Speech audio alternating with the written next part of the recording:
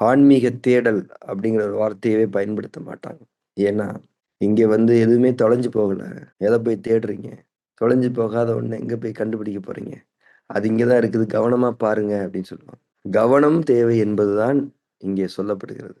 எல்லாமே கிட்ட தான் இருக்குது. இறைவன் நமக்கான நன்மைகளை நம்முடைய உள்ளங்களில் இறக்கி வைக்கின்றான். நம்முடைய உள்ளம் என்பது நெருக்கமானது நமக்கு.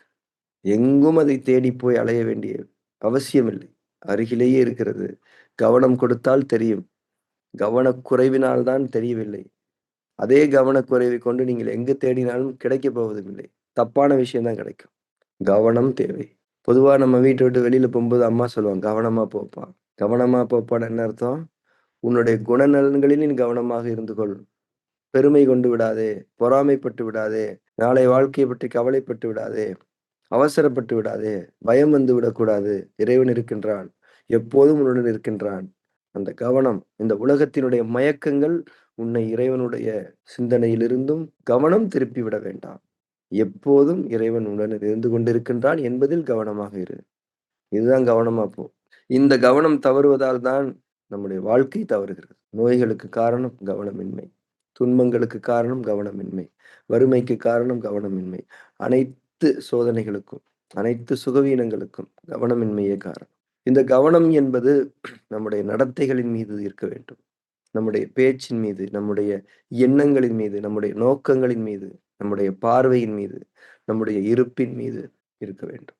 அந்த கவனத்துக்கான பயிற்சிகள நாம நம்முடைய உடலின் மீது, உறுப்புகளின் மீது, உடலியல் செயல்பாடுகளின் மீது செலுத்துகின்றோம். ஏன் செலுத்துகின்றோம் என்றால், இது சத்தியமானவை. ஏதோ ஒரு ஃபேண்டசி கிடையாது இதெல்லாம். எல்லாமே சத்தியமாக நடந்து கொண்டிருக்கிறது. நம்முடைய ஒவ்வொரு அணுவும், ஒவ்வொரு செல்லும் நிஜம். அதனுடைய செயல்பாடுகள் எங்கும் இல்லாதது. மெய்சிலிர்க்க வைக்கக்கூடியது. உடலே இப்படி செயல்படுதே, மனசு எப்படி செயல்படும்? உயிர் எப்படி செயல்படும்? படைப்பாளனுடைய திட்டம் எப்படி இருக்கும்? கவனம் கொடுத்தால் அனைத்தும் தெரியும். கவனம் என்பது தேவையில்லாத விஷயங்கள்ல இருந்து விலகுறது. அப்பதான் தேவையான விஷயங்களுக்குள்ள நம்ம போக முடியும். கவனங்களில் ஒழுங்கு யாருக்கு இருக்கிறதோ, கவனங்களை வலிமைப்படுத்திக் கொள்ள வேண்டும் என்ற விருப்பம், வேட்கை யாருக்கு இருக்கிறதோ, அவர்களுக்கு நன்மைகள் புலப்படும். இறைவன் நன்மைகளை நோக்கி கவனத்தை திருப்புவான் என்பதுதான் இந்த விபாசனாவுடைய கோட்பாடு. விபாசனால வந்து கவனத்துக்கு வந்து அவ்வளோ முக்கியத்துவம் குடுப்பான். ஏன்னா கவனம் என்பது ஒரு நல்ல குணம். கெட்ட குணங்களிலிருந்து நம்மை பாதுகாத்துக் கொள்ள உதவக்கூடிய ஒரு நல்ல குணம் கவனம்.